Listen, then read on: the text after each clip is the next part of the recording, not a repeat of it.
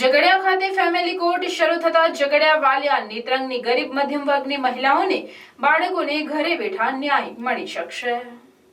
Gujarat high court દ્વારા રાજ્યમાં કુલ 80 જેટલી ફેમિલી કોર્ટ શરૂ કરવાનું આયોજન થયેલ છે, જે પૈકી એક ફેમિલી કોર્ટનું ભરૂચ જિલ્લાના ઝઘડિયા ખાતે પણ આજરોજ ઉદ્ઘાટન થયેલ છે। આ ફેમિલી કોર્ટનું ઉદ્ઘાટન ફેમિલી કોર્ટના નવનિયુક્ત જજ કુમારી કે.એચ. દોહરાના વરદ હસ્તે રિબન કાપીને કરવામાં આવ્યું હતું।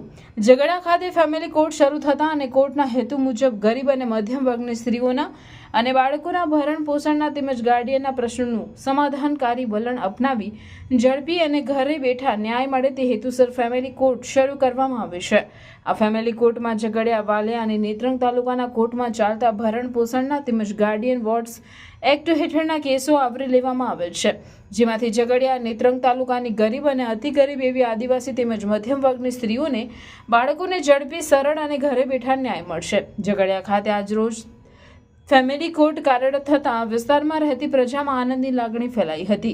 ઝઘડિયા ખાતે સવારે 10 કલાકે ફેમિલી કોર્ટના નવનિયુક્ત ફેમિલી જજ કુમારી કે.એચ. દોહરેના વરદ હસ્તે રિબન કાપી આ કોર્ટનું ઉદ્ઘાટન કરવામાં આવ્યું હતું।